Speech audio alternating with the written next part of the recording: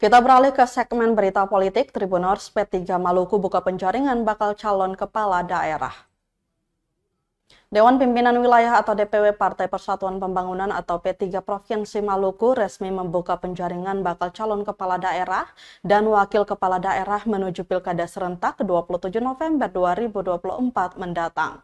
Tahapan penjaringan akan berlangsung selama 16 hari dimulai sejak tanggal 6 hingga 21 Mei 2024 mendatang.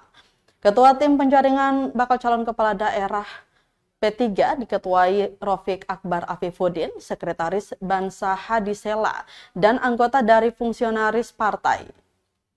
Sekretaris Tim Penjaringan P3 Maluku Bansa Hadisela mengatakan tahapan pengambilan dan pengembalian formulir dilaksanakan berdasarkan kesepakatan bersama dalam rapat harian DPW P3 Maluku. Menurutnya pendaftaran bakal calon kepala daerah dan wakil kepala daerah di P3 bersifat terbuka untuk umum. P3 juga tidak memberlakukan adanya mahar dalam proses penjaringan dimaksud. Sela juga menekankan agar setiap bakal calon kepala daerah maupun wakil kepala daerah di saat pengembalian formulir harus dihadiri langsung oleh bakal calon yang bersangkutan. Ditambahkan Tribuners, proses penjaringan di P3 akan dilayani mulai pukul 8 pagi hingga 8 malam. Pendaftaran boleh diwakilkan. Lewat kesempatan ini pula perlu kami sampaikan bahwa sesuai PO P3 dalam proses penjaringan ini bagi putra-putri terbaik di Provinsi Maluku yang ingin mencalonkan diri sebagai kepala daerah tidak dipungut biaya, dan yang berikutnya adalah terbuka untuk umum.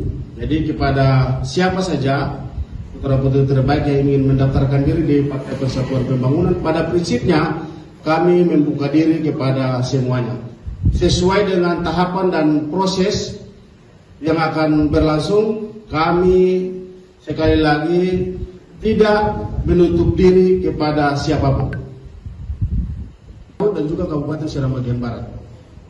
Untuk di level provinsi, download Tribun X sekarang. Menghadirkan lokal menjadi Indonesia.